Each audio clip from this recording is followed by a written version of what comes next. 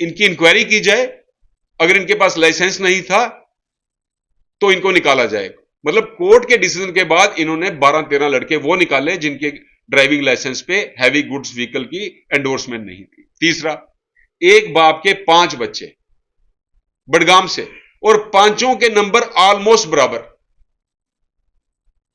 Right. कुछ बच्चे under height हैं। मैं ये समझ सकता हूं कि 11 साल लगे सिलेक्शन होने में। 11 साल में किसी की चेस्ट कम हो सकती है, किसी की बढ़ सकती है, हाइट ना कम होगी ना बढ़ेगी, ये भी बच्चों ने कहा। और 20 परिवारों के 2-2 बच्चे। और जिसने पेपर बेचा उसने बेचने वालों को क्या कहा कि आपको 100 के 100 क्वेश्चन अटेम्प्ट नहीं करने, अगर आपने किए तो शक पड़ जाएगा, पेपर बिक गया है। 65 से 70 क्वेश्चन अटेम्प्ट करने हैं। उन लड़कों ने बात मानी, लेकिन वो पेपर आगे भी बिका। कंड्यूट जिसने बेचा, जिसको बेचा उसने आगे बेच दिया, जिसने आगे खरीदा वो कंड्यूट से मिला नहीं, उसने 100 के 100 क्वेश्चन पे अटेम्प्ट कर दिए। अब जो कंड्यूट से नहीं मिला उसने 100 के 100 क्वेश्चन अटेम्प्ट कर दिए, वो सिलेक्ट हो गए।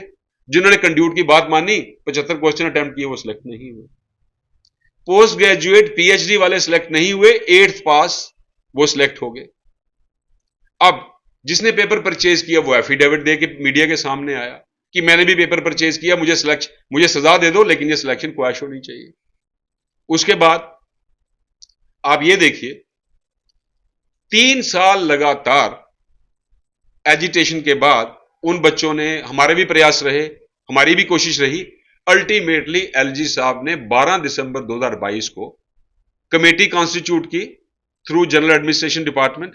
That committee was headed by Shri R K. Goyal, the then additional chief secretary home, along with secretary GAD and secretary law, justice and parliamentary affairs. और उनको 1 महीने का समय दिया रिपोर्ट देने के लिए। 1 महीने की जगह 1 साल लगा रिपोर्ट सबमिट करने में। मैं मानता हूं चूंकि एक ट्रक लोड ऑलमोस्ट रिकॉर्ड था जो खंगालना था। हर एक बच्चे का एप्लीकेशन फॉर्म्स स्क्रूटनाइज होना था, लाखों बच्चों ने फॉर्म भरे थे, उनके फिर एलिजिबिलिटी देखनी थी, उनकी क्वालिफिकेशन क्या है, उनके ड्राइविंग लाइसेंस चेक करने थे। मैं समझ सकता हूं कि 1 साल लग गया होगा उसको। लेकिन जब 1 साल के बाद तकरीबन दिसंबर 23 या जनवरी 24 में रिपोर्ट सबमिट हो गई, तो यह क्या कारण है कि जनरल एडमिनिस्ट्रेशन डिपार्टमेंट या चीफ सेक्रेटरी जिनके टेबल पे ये रिपोर्ट पड़ी है, ये रिपोर्ट एलजी साहब के पास क्यों नहीं जा रही? आप देखते हैं सब इंस्पेक्टर्स और एफए की रिपोर्ट 2 दिन में वो इंप्लीमेंट हुई और सिलेक्शन कैंसिल की गई। उनके अपॉइंटमेंट ऑर्डर्स भी नहीं इशू हुए।